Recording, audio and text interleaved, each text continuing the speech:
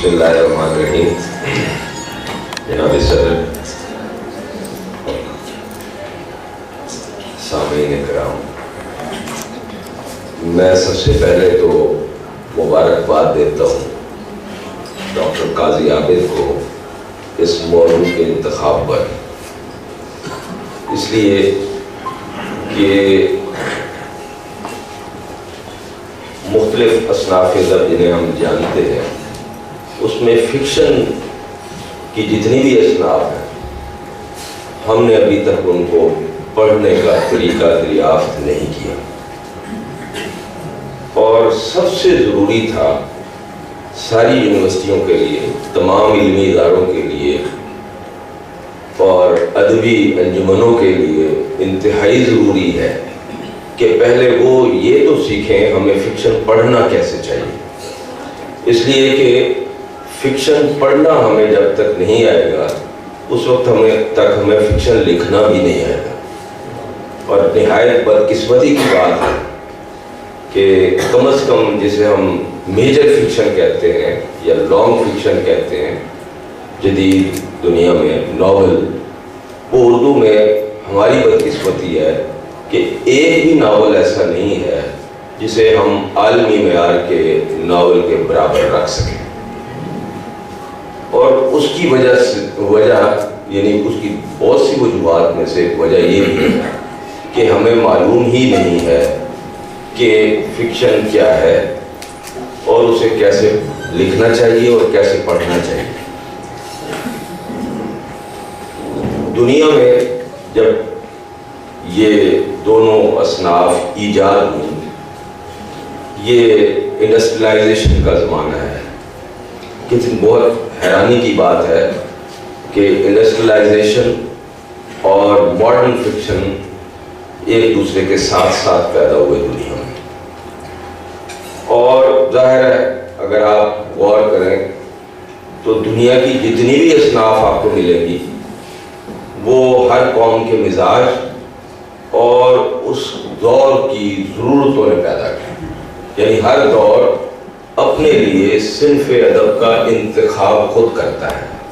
یہ کوئی انسان نہیں ہوتا جو یہ منتخب کرتا ہے کہ میں نے غزل لکھنی ہے یا میں نے نظم لکھنی ہے، بلکہ یہ زمانہ ہے جو یہ تعین کرتا ہے کہ اس زمانے میں کون سی صنف لکھی جائے گی. لکھی تو آپ جانتے ہیں کہ میر جب شعر کہہ رہے تھے تو اس زمانے میں مثنوی بھی لکھی جا رہی تھی، قصیدہ بھی لکھا جا رہا تھا، حجم بھی لکھی جا رہی تھی اور دیگر بے شمار اصناف لکھی جا رہی تھی. لیکن آج ہم میر کے عہد کو اور غالب کے عہد کو غزل کا عہد کہتے ہیں. غزل کا عہد ہم اس لیے کہتے ہیں کہ اس عہد کو اگر ہم نے ٹوٹیلٹی میں دیکھنا ہو تو وہ صرف غزل میں نظر آئے گا، کسی دوسری صنف میں نظر نہیں آئے گا. تو ہر زمانے کی ایک صنف ہوتی ہے جو اس عہد کو ٹوٹیلٹی میں، کلیت میں بیان کرتی ہے. تو آپ کو معلوم ہے یا ہونا چاہیے کہ انڈسٹریلائزیشن سے پہلے دنیا میں ناول نہیں تھا یا افسانہ بھی نہیں تھا. اور یہ اصناف یہ سوچنے والی بات ہے، اور ظاہر ہے ہم نے اس پہ زیادہ غور نہیں کیا، اس وجہ سے بھی ہمیں کچھ مسائل درپیش ہیں فکشن کے حوالے سے کہ آخر انڈسٹریلائزیشن میں ایسی کیا بات تھی کہ اور ناول میں ایسی کیا بات تھی کہ دونوں ایک دوسرے کے لیے لازم و ملزوم ہو گئے. ہمارے یہاں ذرا جو اصناف کا ارتقائی سفر ہے تھوڑا مختلف ہے. ہمارے ہاں غزل سے نظم اور نظم سے افسانہ اور افسانے سے ناول تک ہم پہنچے ہیں. تو دیکھا جائے تو یہ دو حصوں کی صنف سے ہم ایک چند لائنوں کی نظم، یہ 15-20 لائنوں کی نظم یا 100-150 لائنوں کی نظم سے ہم افسانے تک پہنچے ہیں جو عموماً 5-7-10 صفحے کا ہوتا ہے. اور پھر اس کے بعد ہم طوالت کی طرف آئے ہیں. ایک بات عموماً غلط طور پہ کہی جاتی ہے کہ جو زندگی ماڈرنائز ہوئی ہے، ہمارے پاس وقت کم ہوا ہے اور اس وجہ سے ہم طوالت سے یعنی داستانوں سے افسانے تک آئے ہیں. یہ اس کی کوئی شواہد دنیا میں نہیں ہے. اس لیے نہیں ہے کہ انڈسٹریلائزیشن نے کے بعد ناول سے پہلے افسانہ دریافت ہوا، ناول بعد میں دریافت ہوا اور بعد میں لکھا گیا دنیا میں، اور افسانہ پہلے، یعنی ہم شارٹ سے لانگ کی طرف گئے۔ ہمارا بھی سفر جو اردو ادب کا سفر ہے وہ شارٹ سے لانگ کی طرف ہے۔ اس کا مطلب ہے کہ یہ جو ہمیں طوالت اور ضخامت کے حوالے سے باتیں کی جاتی ہیں، ایک تو یہ بالکل غلط ہے، ہمیں غلط بتائی جاتی ہیں۔ دوسری ایک اور بات بتائی جاتی ہے کہ داستان طویل ہوتی ہے اور ناول مختصر ہوتا ہے اور افسانہ اس سے مختصر ہوتا ہے۔ یہ بھی حقائق سے بالکل مختلف بات ہے، حقائق اس کی توثیق نہیں کرتے۔ میں آپ کو ایک آسان سی بات بتاتا ہوں، آپ نے اپنے نصابوں میں باغ و بہار پڑھی ہوگی اور آپ کو یقیناً پتا ہوگا کہ خود اردو میں بھی باغ و بہار سے کہیں زیادہ طویل ناول لکھے گئے ہیں۔ آپ نے فسانہ عجائب، یہ بھی داستان ہے اور کتنی ہی داستانیں ہیں، یعنی درجنوں اردو میں آپ نے ایسی داستانیں پڑھی ہوں گی جو ہمارے طویل ناولوں سے بہت کم ضخامت کی حامل ہیں۔ تو اس کا مطلب ہے کہ داستان اور ناول میں بھی ضخامت کا فرق نہیں ہے۔ پھر آپ یقیناً جانتے ہوں گے، اور اب تو اردو میں بھی ایسے ناول لکھے گئے ہیں، کم از کم حسن منظر کا جو ناول دو مختصر ناول کے نام عنوان سے آئے تھے، وہ تو ہمارے بہت سے افسانوں سے کم طویل ہے۔ تو آپ کو، اور دنیا میں تو ایسے بے شمار ناول ہیں جن کی طوالت ہمارے بہت سے افسانوں سے کم ہے۔ تو اس کا مطلب ہے کہ ناول اور افسانے کا بھی فرق طوالت یا ضخامت نہیں ہے۔ تو کیا ہے؟ تو بڑی سادہ سی بات ہے کہ آپ جانتے ہیں کہ دنیا میں صرف اردو کی بات نہیں کر رہا، دنیا کی تمام زبانوں کے ادب میں جو قدیم زندگی تھی یا کلاسیکی زندگی تھی، اس کا اظہار داستان میں ہوا، اور جو ماڈرن لائف ہے، جو پوسٹ انڈسٹریل دنیا ہے جسے ہم کہتے ہیں، اس کا اظہار فکشن، ماڈرن فکشن میں یعنی ناول اور افسانے میں ہوا۔ ناول اور افسانے کو ابتداً جن لوگوں نے دریافت کیا، انہوں نے ہمیں بتایا کہ ناول کو ہم پڑھتے ہیں پلاٹ کے حوالے سے، کردار نگاری کے حوالے سے، مکالمہ نگاری کے حوالے سے، منظر نگاری کے حوالے سے، زبان و بیان کے حوالے سے۔ یہ بالکل اس کے ابتدائی طریقہ تھا کہ ناول کو کیسے ہم نے پڑھنا ہے، ہم نے دیکھنا ہے کہ اس کا پلاٹ کیسا ہے، اس کے کردار کیسے ہیں، اس کی زبان و بیان کیسا ہے۔ یہ طریقہ سکھایا اسی دنیا نے جنہوں نے ان اصناف کو ایجاد کیا۔ طویل عرصے تک ساری دنیا فکشن کو ان حوالوں سے پڑھتی رہی۔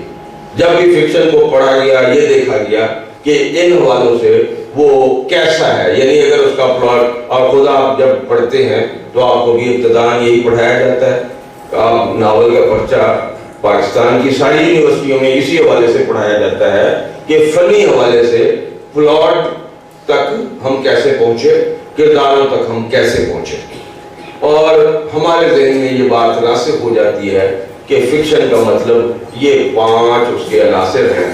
ان 5 عناصر کے حوالے سے ہم نے فکشن کو پڑھنا بھی ہے، اس کا تجزیہ بھی کرنا ہے، اس کو جاننا بھی ہے اور سمجھنا بھی ہے۔ تو ہمارے ہاں اردو میں فکشن کی 99% تنقید اسی وجہ سے ہے۔ اول تو کم ہے، فکشن کی تنقید شاعری کی تنقید کی نسبت نہ ہونے کے برابر ہے۔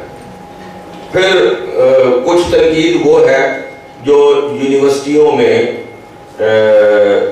جو ایم فل یا پی ایچ ڈی کے تحقیقی مقالات کے لیے لکھی جاتی ہے، اور یقیناً ہم یہاں جو بیٹھے ہم جانتے ہیں کہ اس کو بھی ہم اس میں اتفاقاً کوئی ایسے کام آتے ہیں جو واقعتاً کوئی وین جن کے اندر ہوتا ہے، جن میں کوئی نئی بات ہوتی ہے، جو ہمیں بتاتے ہیں کہ یہ جس موضوع پہ لکھا گیا ہے اس موضوع کو تخلیقی طور پر جاننے والے آدمی نے یہ لکھا ہے۔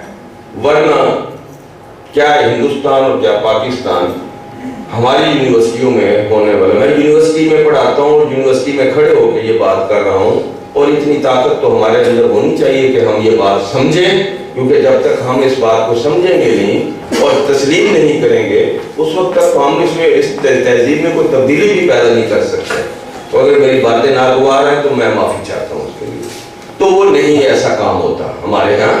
کام وہ ایک مکینیکل کام ہے. آپ کو پتہ ہے کہ ہر موضوع کے کچھ طے شدہ ابواب ہیں اور ان طے شدہ ابواب میں ہم نے کام کر لینا ہوتا ہے. تو میں آپ سے یہ کہہ رہا تھا کہ ہمارے یہاں چند ایک لوگ ہیں اور ان کی بھی مختصر سی تحریریں ہیں جو فکشن کے بارے میں ہمیں کوئی نیا نالج دیتی ہیں یا ہمیں کوئی نیا نقطہ نظر دیتی ہیں. ان میں پہلے آدمی تو محمد حسن عسکری صاحب ہیں جنہوں نے دنیا جہان کا یعنی جسے ہم عالمی فکشن کہتے ہیں جتنا اچھا مطالعہ ہماری تنقید میں محمد حسن عسکری کا ہے کم ہی کسی کا ہوگا. اور دوسرے آدمی وارث نبوی ہیں. تو درمیان میں ایک خلا ہے. اس خلا میں فکشن پر لکھنے والے کم از کم 2 درجن لوگ ہوں گے اور بعض لوگ تو فکشن پہ لکھنے کے حوالے سے معروف ہے کہ ان کی کئی کتابیں فکشن پر لکھی گئی ہیں.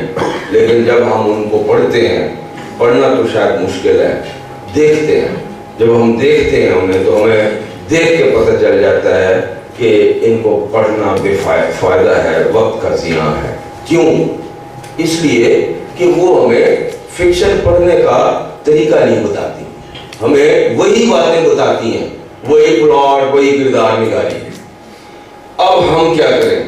ہم وہ جو فکشن پڑھنے کی جن کا مسئلہ ہے, جو چاہتے ہیں کہ فکشن کو پڑھیں اور فکشن سے زندگی کی وہ بصیرت حاصل کریں جو فکشن کا بنیادی مقصود ہے, تو ہماری پھر مدد بہت دیر میں آ کے ایک کتاب بہت پرانی کتاب ہے, وہ اس کا نام ہے ناولسٹس آن ناول, کہ ناول دنیا کے عظیم ناول نگاروں نے ناول نگاری کے بارے میں کیا کہا. یہ سارے پرانے ناول نگار ہیں, ٹریڈیشنل ہمارے دنیا کے پرانے بڑے لوگ جو ہیں. پھر ایک کتاب ہماری خوش قسمتی ہوئی کہ ہمارے ہاں ایک آدمی پیدا ہوا جو بغیر کسی ریوارڈ کے ترجمے کیے جا رہا ہے. اس کا نام ہے محمد عمر میمن. میرے دل میں یا میرے دماغ میں جب یہ نام آتا ہے تو میں ایسے اسے سلام کرتا ہوں, کیونکہ اس نے نہ صرف یہ کہ دنیا کے بے شمار بہت زیادہ عظیم ناول اردو میں منتقل کیے, بلکہ اس کے ساتھ ساتھ 3 کتابیں ایسی انہوں نے ترجمہ کی جنہوں نے اردو میں فکشن کی تنقید کی ایک نئی روایت پیدا کی. ایک کتاب تھی ماریو برگیوسا کی, ایک نوجوان ناول نگار سے نام خط. دوسری کتاب تھی ناول کا فن ملان کنڈیرا کی. آپ جانتے ہیں کہ دونوں دنیا کے بڑے ناول نگار ہیں اور نوبل laureate ہیں.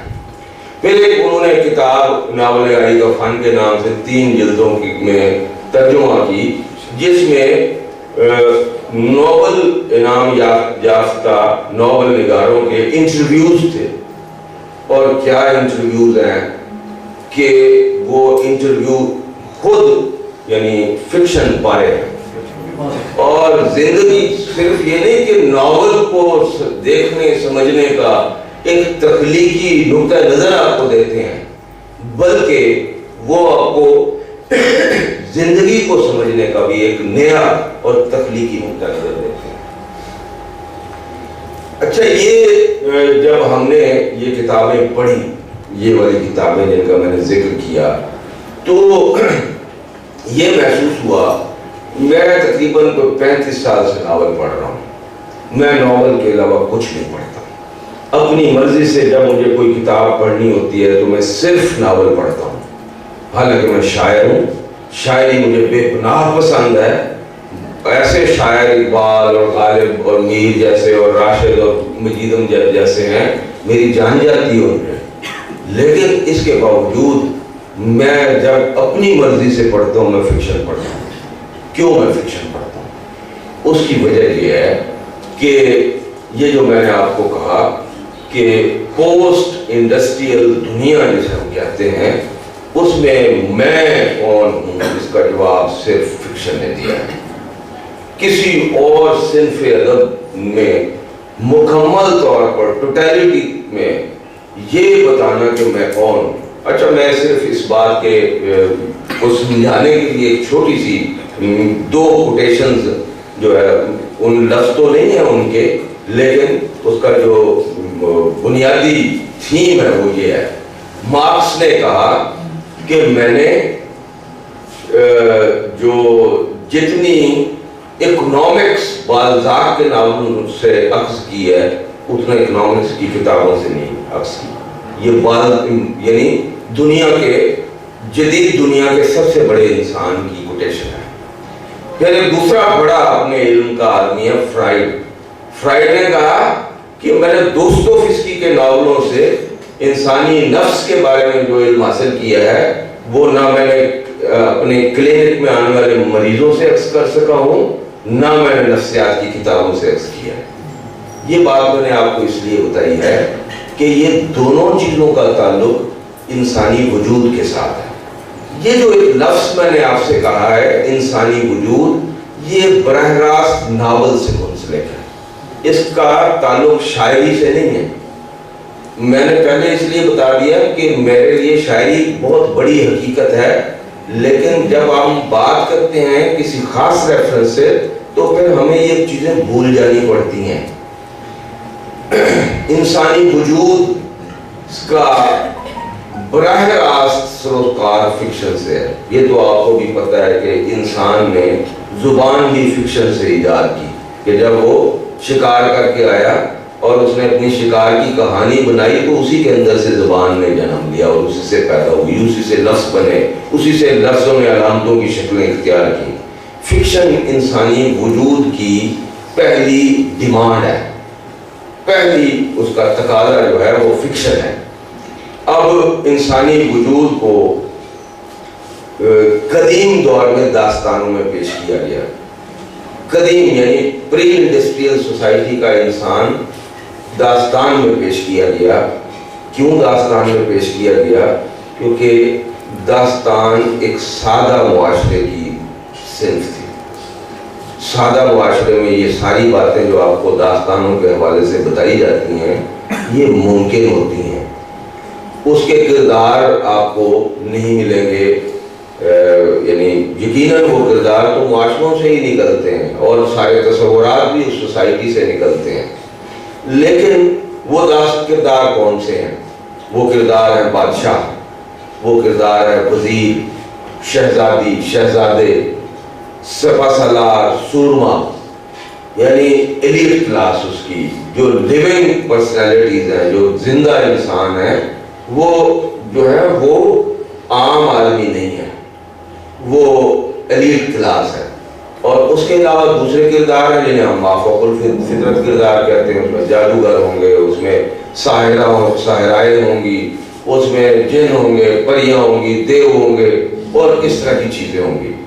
تو یہ ہمارا جو سمپل سیلف ہے انسان کا، جو اس پیچیدگی کی دنیا میں نہیں آیا تھا۔ یہ کون سی دنیا تھی؟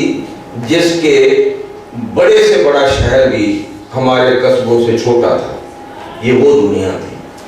تو جب دنیا انڈسٹریل ایرا میں، یعنی آپ صرف تاریخ کوئی بھی دنیا کی اٹھا کے پڑھیں اور دیکھیں دنیا کی آبادی 18ویں صدی میں کیا تھی اور 19ویں صدی میں کیا تھی اور 20ویں صدی کے اواخر تک کیا ہوئی اور اب 21ویں صدی میں کیا ہے، تو یہ باتیں اتنی آسان آپ کو لگیں گی اور سادہ لگیں گی کہ اس میں کوئی پیچیدگی آپ کو نظر نہیں آئے گی۔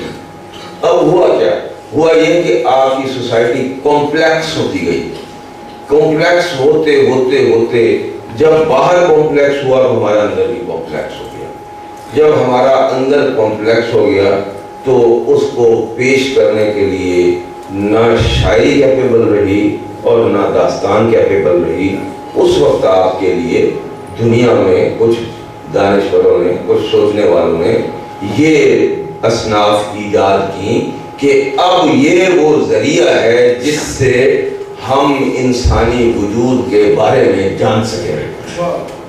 اب آپ کو ایک بات پہ پورا یقین رکھنا چاہیے کہ دنیا میں 2 سطح کے کام ہوتے ہیں۔ ایک سطح کا کام ہے علم حاصل کرنا، جو آپ آئے بیٹھے ہیں، یہ آپ کے انٹلیکٹ کا کام ہے۔ اور دوسرا کام ہے پروڈکشن آف نالج، یعنی نئے علم کی تخلیق. یہ ہے ہائی انٹلیکٹ کا کام، جیسے ہم وجدان کہتے ہیں.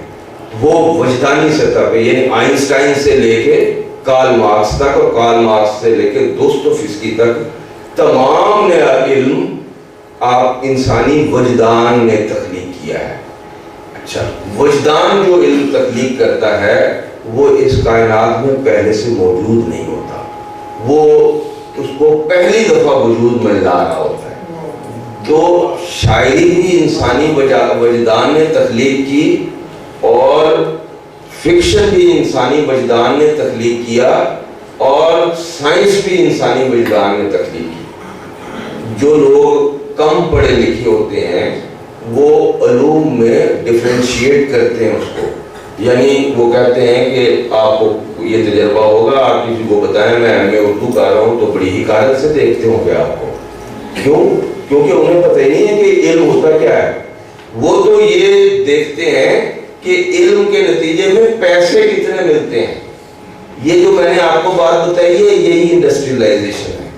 اس نے انسانی وجود کو ایسا بنا دیا کہ وہ ہر شے کا معیار اس نے پیسہ قرار دیا، کہ میں اتنا ہی انسان ہوں جتنے میرے پاس پیسے ہیں. تو یہ دنیا پہلے نہیں تھی، یعنی جسے ہم پری انڈسٹریل دنیا کہتے ہیں وہ یہ نہیں تھی. اس میں شرف کے بہت سے معیارات تھے، جس میں سب سے بڑا معیار علم تھا. کیسے تھا کہ دنیا کا بادشاہ جو ہے، جو بڑے بادشاہوں کی جو جلالت ہے، اس کا تعین جن باتوں سے ہوتا تھا، اس میں ایک بات یہ تھی کہ اس کے دربار میں کتنے شعراء اور ادباء اور علماء اس سے منسلک ہیں. اکبر کے جو 9 رتن مشہور ہیں، اس کی جلالت میں وہ ایک بہت اہم ان کا رول ہے. اور بادشاہ کی نسبت سے پھر اس کے وزراء اور امراء بھی سرپرستی کرتے تھے علم کی. تو علم کو مرکزی حیثیت حاصل تھی. اب وہ دنیا جو علم کی بنیاد پر بنی ہے، اس میں علم کو مرکزی حیثیت حاصل نہیں ہے. اس لیے کہ یہ بھی آپ کو جاننا چاہیے کہ دنیا میں اب علم مالیاتی کارپوریشنوں کے پیسے سے پیدا ہوتا ہے. دنیا کی تمام بڑی یونیورسٹیوں میں جتنے بھی بڑے تحقیقی پروجیکٹس ہیں اسپیشل سائنسز کی فیلڈ میں، اس میں مالیاتی کارپوریشنوں کا پیسہ لگا ہوتا ہے. کیوں لگا ہوتا ہے؟ اس لیے لگا ہوتا ہے کہ وہ جو ایجاد اس تحقیق کے نتیجے میں ہوتی ہے وہ مالیاتی کارپوریشنوں کی ملکیت ہوتی ہے. اس کو وہ پیٹنٹ کرواتے ہیں اور اس کے بعد اسے بیچتے ہیں. پہلے وہ انویسٹ کرتے ہیں اس ایجاد کے لیے، اس کے بعد وہ اس کو لامحدود وقت کے لیے بیچتے ہیں. یہ ہے وہ نئی دنیا جس نے انسانی وجود کو پیچیدہ کیا. پیچیدہ کیسے کیا؟ ہمارا ایک افسانہ نگار ہے جس کا نام ہے راجندر سنگھ بیدی. اس کے پہلے افسانے سے لے کر آخری افسانے تک آپ پڑھ لیں، وہ پورا کا پورا افسانہ نگار ایک موضوع پہ لکھتا ہے. اس کا ایک پرابلم ہے کہ یہ جو ہمارا خاندانی نظام ٹوٹا ہے، اس نے انسانی وجود پر کیا اثرات مرتب کیے ہیں. آپ اس کا کوئی سا افسانہ، اس کے کلیات کا کوئی افسانہ کھول کے جہاں سے پڑھنا شروع کر دیں گے، اس کا موضوع کچھ بھی ہوگا، لیکن وہ اس جگہ پہ بیٹھ کے لکھا ہوا ہوگا کہ یہ والی بات سے انسانی وجود پر کیا اثرات مرتب ہوئے ہیں. انسانی وجود ایسا جیسا کہ اب ہے، ایسا ہونے میں خاندانی نظام نے کیا کردار ادا کیا ہے. آپ منٹو کو پڑھیں. منٹو آپ کو جو باتیں بتاتا ہے وہ یہ ہے کہ ہماری زندگی میں جو ٹیبوز ہیں وہ ہمیں کیسے انسان سے لیس ہیومن بناتے ہیں. اس کے سارے افسانوں میں کسی نہ کسی ٹیبو کو ہٹ کیا گیا ہوتا ہے، اس کا نشانہ کوئی ٹیبو ہوتا ہے.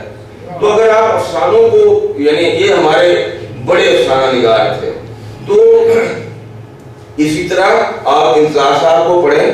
یہ جو انصار صاحب کے پہلے نقاد سجاد باقری جی نے لکھا کہ جو انصار کا مسئلہ ہے وہ انسان کے روحانی اور اخلاقی زوال کا پرابلم ہے. انصار صاحب کو جو ہے وہ کنکری سے گلی کوچے سے لے کے وہ جو ان کے آخری افسانے وقت مارے تک پائے، وہاں ہر جگہ آپ کو یہ بات نظر آئے گی۔ اس کا یہ بات جو میں آپ کو بتا رہا ہوں، اس کا مطلب ہے کہ ہر تخلیق کار، ہر بڑا تخلیق کار وہ کسی مسئلے سے ٹریگر ہوتا ہے، اس کا کوئی پرابلم ہوتا ہے جو اس سے لکھواتا ہے، اور جتنا وہ پرابلم ہوتا ہے اتنا ہی لکھواتا ہے۔ یعنی اگر دوستویفسکی کے پاس سینکڑوں صفحات کے بہت سے ناول ہیں تو اس کا مطلب ہے کہ اس کے پاس مسائل بہت تھے، وہ انسانی وجود کی دنیا میں اتنا گہرا اترا ہوا تھا کہ وہ ایک ناول سے پورا نہیں ہوا، 2 سے نہیں ہوا، 3 سے نہیں ہوا، وہ لکھتا ہی گیا۔ آپ کو یقیناً پتا ہوگا کہ دنیا میں بہت ناول نگار ایسے لکھنے والے نہیں ہیں، کسی کے پاس 1 ناول ہے، کسی کے پاس 2 ہیں، کسی کے پاس 3 ہیں، کسی کے پاس 4 ہیں، کسی کے پاس بہت ہیں۔ تو یہ جو ہم ایک دم ایک ہی سانس میں کہتے ہیں دوستویفسکی اور مارکیز، تو اس کا مطلب یہ ہے کہ یہ وہ دنیا کی ناول نگاری کی تاریخ میں بھی کوئی بہت اوپر کے آدمی ہیں جن کے پاس انسانی وجود کی خبر ذرا زیادہ ہے۔ تو ناول کو میں نے آپ کو بتایا کہ پہلا ہمارا طریقہ وہ تھا۔ دوسرا طریقہ اردو میں ہمیں سکھایا ترقی پسندوں نے۔ انہوں نے کہا ناول ایک سماجی دستاویز ہوتا ہے۔ پھر یہ کردار نگاری، پلاٹ اور یہ ساری چیزیں پیچھے ہو گئی، اب ہم نے ناول کو پڑھنا شروع کیا سماجی دستاویز کے طور پہ۔ سماجی دستاویز میں ظاہر ہے معاشی دستاویز بھی ہے، اقدار حیات بھی ہیں، اس میں جو ہماری تہذیبی اور ثقافتی زندگی ہے وہ بھی ہے، یہ ساری چیزیں۔ تو انہوں نے ہمیں ایک نیا طریقہ سکھایا، یہ ترقی پسندوں نے سکھایا کہ ناول کو ہم نے سماجی دستاویز کے طور پر پڑھنا ہے۔ 36 سے لے کے آج 2018 تک ابھی ہم اس کو سماجی دستاویز کے طور پہ پڑھ رہے ہیں۔ یہ جو 4 کتابیں یا 3 کتابیں میں نے آپ کو بتائی ہیں، یہ کتابیں ابھی آئی ہیں، ابھی ہم نے انہیں پڑھنا شروع کیا ہے، اور اس کے نتائج بھی مرتب ہو رہے ہیں۔ ہمارے جو نوجوان اسکالرز ہیں، جو فکشن پڑھنے والے ہیں، انہوں نے جب یہ کتابیں پڑھی تو انہیں پتہ لگا کہ ناول کا تو بنیادی کنسرن ہی انسانی وجود سے ہے، جو میں نے اتنی ساری بات آپ کو بتائی، اس کا بنیادی کنسرن انسانی وجود سے ہے۔ ناول نگار کوئی کردار اپنے تخیل میں پیدا کرتا ہے، پھر اس کردار میں اتر جاتا ہے۔ اس کے حوالے سے ایک بڑا کمال کا فکرہ وارث الدین نے لکھا۔ اس نے لکھا کہ منٹو جب حد تک لکھ رہے تھے اس وقت منٹو نہیں تھے، سگندھی تھے۔ یہ بڑا کلیدی جملہ ہے ناول یا فکشن کو سمجھنے کا، کہ ہمیں یہ پتہ ہونا چاہیے کہ ناول نگار، بڑا یا عظیم ناول نگار کون ہوتا ہے جو اپنے کردار کے وجود میں اتنا اتر جاتا ہے کہ اس میں اور اس کردار میں کوئی تفاوت باقی نہیں رہتا، پھر وہ اپنے اور اس کے باطن کے اندر سے، کیونکہ وہ دونوں باطن بیک وقت لیو کر رہا ہوتا ہے، تو وہ اس باطن سے انسانی وجود کی کوئی ایسی غیر معمولی پہلو دریافت کر کے لاتا ہے جو پرٹیکولر بھی ہوتا ہے اور جنرلائز بھی ہوتا ہے۔ پرٹیکولر اس طرح ہوتا ہے کہ وہ اس خاص کریکٹر یعنی سگندھی سے مخصوص ہوتا ہے، اور یا جرم و سزا کے رسکولنیکوف سے منسلک ہوتا ہے، اسپیشل۔ لیکن الٹیمیٹلی ہم اس کو پڑھتے ہیں، ایک دفعہ پڑھنے سے نہیں بتاتا، وہ دوسری دفعہ پڑھنا پڑتا ہے یا تیسری دفعہ پڑھنا پڑتا ہے، وہ بتاتا ہے کہ ایک رسکولنیکوف تو ہمارے اندر بیٹھا ہوا ہے۔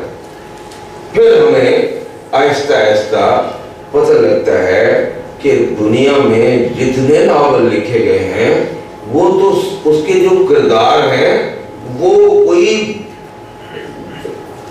بے شمار باطن نہیں ہے، وہ تو ایک ہی سیلف ہے، ہیومن سیلف۔ وہ ہیومن سیلف کی بہت ساری، وہ اس میں اتنی گہرائی ہے اور اتنا پھیلاؤ ہے کہ اس کو آپ صدیوں تک مسلسل دریافت کرتے رہیں پھر بھی پورا نہیں ہوتا۔ کیوں نہیں ہوتا پورا؟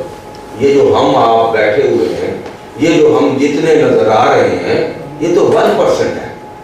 آپ کے اپنے وجود کی 99% دنیا آپ خود نہیں جانتے اس کو۔ تو جس دنیا کو ہم خود نہیں جانتے اس کو خدا جانتا ہے یا ناول نگار جانتا ہے۔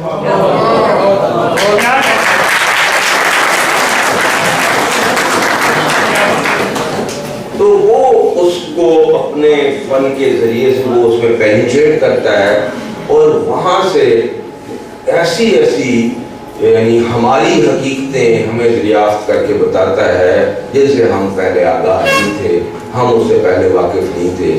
یہی وجہ ہے کہ وہ لوگ جو ناول پڑھنے کی تربیت ہے، یعنی تربیت کا مطلب ہے جو مسلسل ناول پڑھتے رہتے ہیں، ان کو مجھ سے مثلاً پوچھیں یا یہاں جن لوگوں کو قاضی صاحب نے بلایا یہ سبھی وہی لوگ ہیں۔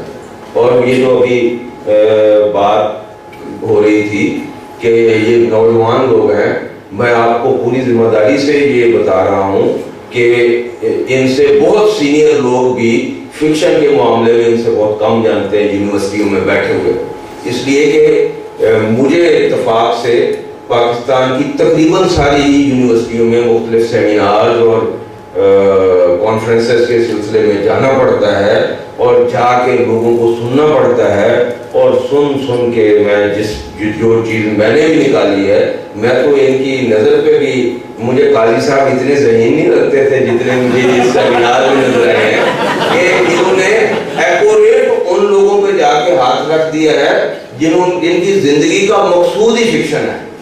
یہ سب کے سب وہ لوگ ہیں جن کا مقصود ہی فکشن ہے، انہوں نے زندگی کو فکشن کے حوالے سے ہی دیکھا اور سمجھا۔ تو اب ہمیں یہ جو نئی کتابیں میں نے آپ کو بتائی ہیں، انہوں نے ہمیں فکشن کو دیکھنے، پڑھنے اور سمجھنے کا ایک نیا طریقہ سکھایا ہے، اور انہوں نے بتایا ہے کہ فکشن انسان کی وجودی سرگزشت ہے، اور فکشن پڑھتے ہوئے ہماری توجہ نہ فنی عناصر کی طرف رہنی چاہیے، یعنی کردار نگاری، مکالمہ نگاری، پلاٹ وغیرہ کی طرف، نہ ہماری توجہ اس بات پہ رہنی چاہیے کہ اس میں کون سا کلچر پیش کیا گیا ہے، کون سی سماجی تحریکیں اس میں پیش کی گئی ہیں۔ ہمیں یہ دیکھنا چاہیے کہ کیا اس ناول میں یا افسانے میں انسانی وجود کے بارے میں افسانہ نگار یا ناول نگار نے ہمیں کوئی ایسی بات بتائی ہے جو دنیا کی تاریخ میں، علم کی تاریخ میں آج تک انڈسکورڈ تھی۔ اس لیے کہ ناول نگار یا فکشن نگار ہمیں انسانی مثلاً ایسے جیسے جس افسانے کا میں نے ذکر کیا، میں آپ کو ویسے ہی کہوں کہ میں نے اس کو کیسے پڑھا۔ میں نے اسے ایسے پڑھا کہ سگندھی ایک طوائف ہے جو 10 روپے کی طوائف ہے۔ 10 روپے میں کوئی بھی بےہودہ ترین انسان، گندا ترین انسان، غلیظ ترین انسان یا انسان نما اسے جا کے خرید سکتا ہے۔ وہ عورت ہے جس کی روز بلا ناغہ جس کو ڈسگریس کیا جاتا ہے، جس کی بے عزتی کی جاتی ہے، جس کو یعنی جس کے انسانی مرتبے کو تہس نہس کیا جاتا ہے روز بلا ناغہ، وہ ایک لمحے میں ایک ہوں سے کیسے اتنی ڈسٹرب ہو گئی۔ یہ ایک عجیب و غریب بات تھی، نہایت عجیب و غریب بات کہ ایک بے عزت انسان کے اندر عزت نفس کسی ایک خاص لمحے میں کیسے جاگتی ہے اور کیسے اس کی پورے وجود کو تہس نہس کر دیتی ہے، اس کا پورا پچھلا نظام درم برم کر دیتی ہے۔ وہ گھر جاتی ہے، وہ جتنے گھر تو نہیں کہنا چاہیے، کھولی لکھا ہے منٹو نے اسے، منٹو بہت پیار کرتے ہیں، وہ جب بھی کہتے ہیں وہ کہتے ہیں میری سگندھی، میری سلطانہ، ایسے جیسے کوئی کہے اپنے بیٹے کے بارے میں یا بیٹی کے بارے میں بات کرتا ہے، اس طرح سے وہ کہتے ہیں میری سلطانہ یا میری سگندھی، جیسے اپنی بیٹی کی بات کر رہے ہیں۔ تو وہ کھولی میں جاتی ہے اور اپنا پرانا سارا اٹھا کے باہر گلی میں پھینک دیتی ہے، اور اس کے بعد وہ ایک غیر مختتم تنہائی کا شکار ہو جاتی ہے۔ اور اگر آپ سمجھتے ہوں تو آپ کو یہ پتہ ہو کہ اس کائنات میں خدا کا اور انسان کا دونوں کا سب سے بڑا وجودی مسئلہ تنہائی ہے. تنہائی ایسے ہے کہ یہاں ایسا بھی کوئی ہو سکتا ہے کہ اتنے بہت سارے لوگوں میں بیٹھا ہو وہ تنہا ہو، کیونکہ وجودی تنہائی کوئی اور ہی چیز ہے. وہ اقبال کا کہ کیا کمال کا یہ گنبد بینائی، یہ عالم تنہائی مجھ کو تو ڈراتی ہے اس دشت کی. یہ اقبال کہہ رہا ہے جو کسی چیز سے نہیں ڈرتا، خدا کے سامنے بھی کھڑا ہو جاتا ہے، وہ کہتا ہے مجھ کو تو ڈراتی ہے اس دشت کی پہنائی. تو اس کائنات میں یا میں اکیلا ہوں یا خدا اکیلا ہے. تو وہ جو میں اکیلا ہوں وہ اس کو دریافت کرتا ہے فکشن کا، اور یہ بتاتا ہے کہ یہ جو میری وجودی تنہائی ہے یہ میرے وجود کے اندر کیا کچھ کر دیتی ہے.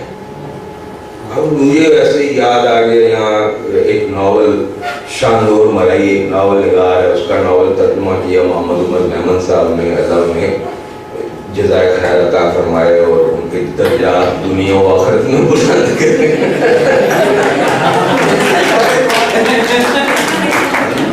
ایک ایونٹ پہ ہے، اور یہ بھی عجیب و غریب ہے بات کہ ایک جو بنیادی کردار ہے وہ 50 سال تک ایک ایونٹ پہ سوچتا ہے کہ اس کی بیوی جو اس سے بے پناہ محبت کرتی تھی، لامحدود محبت کرتی تھی، کیسے اس کے اس دوست سے محبت میں مبتلا ہو گئی جو دوست بھی اس سے بے پناہ اور سچی اور بے لوث محبت کرتا ہے. تو یہ بڑی عجیب و غریب چیز تھی کہ ایک آدمی ہے، اس سے اس کی بیوی بھی بے پناہ اور سچی محبت کرتی ہے، اس کا دوست بھی بے پناہ اور سچی محبت کرتا ہے، اور وہ آپس میں ایک دوسرے کے ساتھ محبت میں، ظاہر مغربی محبت ہے، ہماری طرح کی آئیڈیل محبت نہیں ہے، یہ فزیکل بھی ہے. تو وہ اس محبت میں مبتلا ہو جاتا ہے. اچھا اب جب اس کو پتہ لگتا ہے بیوی خودکشی کر لیتی ہے، دوست فرار ہو جاتا ہے. 50 سال بعد وہ اسے خط لکھتا ہے کہ کل میں تمہارے پاس آؤں گا، اور وہ اس شام جب اس کا خط پہنچتا ہے، اس سے لے کے اگلی شام جب وہ وہاں آتا ہے، وہ اس ناول کا ڈیوریشن اتنا ہے 24 گھنٹے. تو وہ سوچتا ہے، کیا سوچتا ہے کہ 50 سال کا ہر لمحہ اس نے اس ایونٹ پہ کنسنٹریٹ کیا. جیسے اس نے ایک چھوٹی سی ایک چیز ہے اس کو خوردبین میں رکھا اور اس کو پھیلا کے دیکھا کیا ہوا تھا، ایسی کیا انسانی ہوئی. اور وہ کرتے کرتے جو چیزیں وہ سوچتا ہے اور محسوس کرتا ہے اور لکھتا ہے، وہ ہمیں بتاتی ہیں کہ انسانی وجود ایسا نہیں ہے جیسا ہم سمجھتے ہیں. وہ ہمیں بتاتی ہے کہ ایک عورت 2 مردوں سے بے پناہ محبت کر سکتی ہے، سچی، کھری، دیانتدار، حقیقی، عشق حقیقی کر سکتی ہے.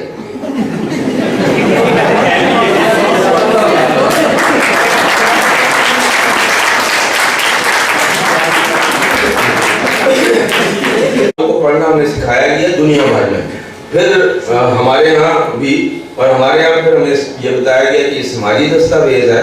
اور اب یہ 21ویں صدی میں آ کے ہمیں آہستہ آہستہ یہ پتہ چل رہا ہے کہ ناول یا افسانہ انسانی وجود کا بیانیہ ہے، اور اگر کسی ناول اور افسانے میں باقی سب کچھ بھی ہے اور وجود کی کوئی نئی چیز اس نے بیان نہیں کی، تو وہ نہیں ہے ناول، وہ نہیں ہے افسانہ. تو ہم پڑھتے ہیں تو ہمارے پاس ایک پیمانہ ہے کہ ہم جب ناول پڑھیں یا افسانہ پھر کیا ہے، کیوں ہے. یقیناً سیدھی سی بات ہے کہ جب بھی کوئی کردار ہوگا وہ کسی معاشرے میں ہوگا، کسی خاص کلچر میں ہوگا، کوئی خاص اس کے تہذیب ہوگی اس کے پیچھے، اس کلچر کے پیچھے، اس معاشرے کے کچھ خاص معاشی حالات ہوں گے. اس میں پلنے والا وجود جب بھی بیان ہوگا یہ ساری چیزیں آئیں گی. صرف اتنا فرق ہے کہ کیا ناول نگار کا فوکس سماجیات ہے یا وجود ہے. تو ہمارے ہاں پرابلم یہ ہوا کہ ہمارے ناول نگار کو یہ بتایا گیا کہ ناول سماجی دستاویز ہوتی ہے، اس کا فوکس سماج پہ رہا، وجود پہ نہیں آ سکا۔ نتیجتاً آپ ایک لمحے میں اگر اردو کے ناولوں کو دیکھیں، آپ کا دریا سے لے کے اداس نسلیں تک، اداس نسلیں سے لے کے راجہ گیت تک، اور راجہ گیت سے لے کے غلام باغ تک، اور غلام باغ سے لے کر کئی چاند تھے سر آسماں تک، کسی میں بھی وجود بنیادی فوکس نہیں ہے۔ کسی ایک ناول میں بھی انسانی وجود مرکزی فوکس نہیں ہے۔ ہر آدمی اپنے اپنے حوالے سے، کوئی کسی چیز کو دیکھ رہا ہے، کوئی کسی چیز کو دیکھ رہا ہے، نہیں دیکھ رہا تو انسانی وجود کو نہیں دیکھ رہا۔ ہماری خوش قسمتی یہ کہ ہمارے افسانہ نگار نے دیکھا، منٹو نے دیکھا، بیدی نے دیکھا، انتظار حسین نے دیکھا، نیر مسعود نے دیکھا۔ بظاہر پڑھیں نیر مسعود کو تو ایسا لگتا ہے کہ وجود ہے ہی کہیں، اور اگر غور کریں تو وجود کے علاوہ ہی کچھ نہیں ہے اس کے پاس۔ تو یہ کمال ہوتا ہے بڑے افسانہ نگار کا، بڑے تخلیق کار کا، یہ کمال ہوتا ہے کہ وہ جس پہ اس کا فوکس ہوتا ہے پتہ نہیں لگنے دیتا کہ میرا فوکس اس پہ ہے۔ وہ وہی پرانی، پھر وہی پہلی صدی عیسوی والی بات، لونجینس کی بات، کہ اس نے کہا کہ فن کا کمال یہ ہے کہ فطرت معلوم ہو، پتہ ہی نہ لگے کہ کوئی کمال پیدا کیا گیا ہے، ایسے ہے جیسے کوئی بات ہی نہیں ہے۔ کردار بھی فوکس بنیادی کردار پہ ہوگا، لیکن آپ کیسے کہہ سکتے ہیں کہ برادرز کرامازوف میں یا کرائم اینڈ پنش میں فوکس فلاں کردار پہ ہے؟ وہ ایسے لگتا ہے جیسے ایک طوفان ہے جو آیا ہوا اس ناول میں، اس طوفان کو میں سے گزرتے ہوئے جب آپ اختتام تک پہنچتے ہیں تو پھر آپ کو پتہ چلتا ہے کہ ہاں یہ ہے، یہ چیز نکلی ہے، کبھی شعوری طور پہ، کبھی لاشعوری طور پہ۔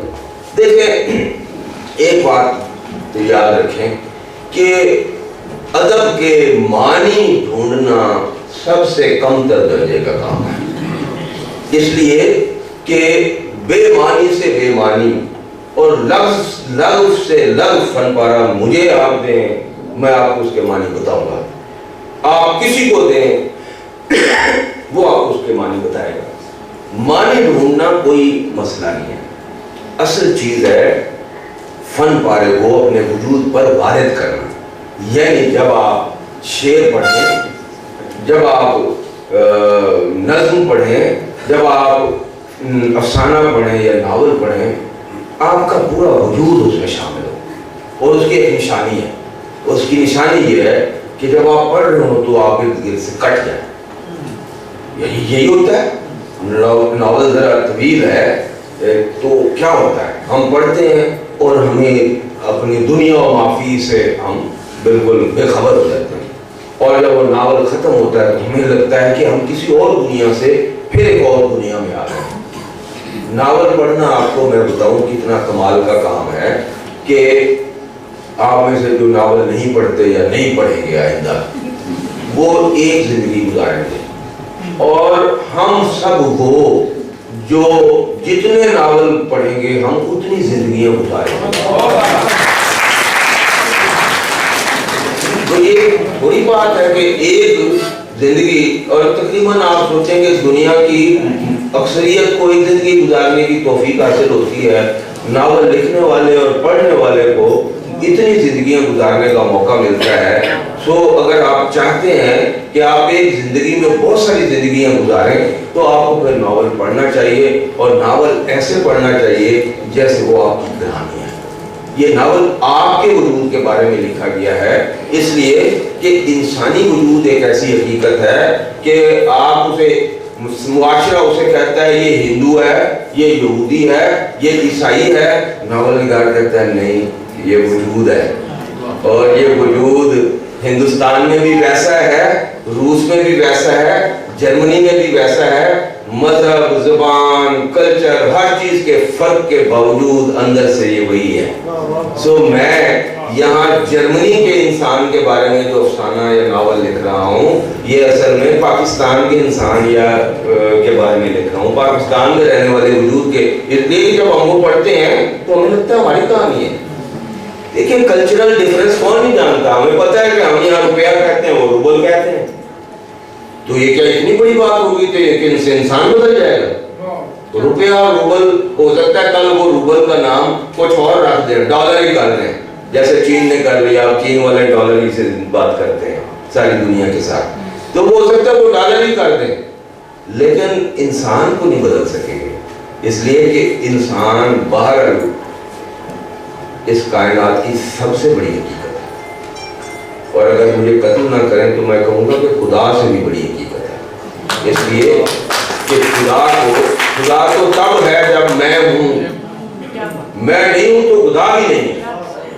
تو اس لیے وہ مرکزی اس کائنات کی جو مرکزی کردار، اور اسٹیفن ہاکنگ نے لکھا، اس نے کہا کہ اس پوری کائنات میں جتنی بھی متحرک فورسز ہیں انہوں نے سب نے مل کے، یہ سائنٹسٹ کہہ رہا ہے، کوئی ناولسٹ نہیں کہہ رہا، ان سب نے مل کے یہ بنایا ہے برین آپ کا، یہ دماغ سب نے مل کے بنایا ہے، یہ سائنٹیفک حقائق کی بنیاد پہ وہ یہ بات کر رہا ہے، کوئی خیالی یا داستانوی بات نہیں کر رہا ہے۔ تو وہ نہیں کہتا، وہ کہتا وہ بھی نہیں مانتا خدا ہے، میں مانتا ہوں ایسے، لیکن وہ نہیں مانتا وہ نہیں مانتا، لیکن اس میں کیا شک ہے کہ جہاں اس دنیا میں ہی میں موجود ہوں، اور جو بھی لکھا جاتا ہے، جو بھی کیا جاتا ہے، اس کائنات میں ہونے والی ہر ایکٹیویٹی کا مرکز میں ہوں، حتیٰ کہ ستارے جب روشنیاں بھیجتے ہیں زمین کی طرف تو میرے لیے بھیجتے ہیں۔ تو آپ کو یہ بات کون بتاتا ہے؟ یہ بات آپ کو ناول نگار بتاتا ہے۔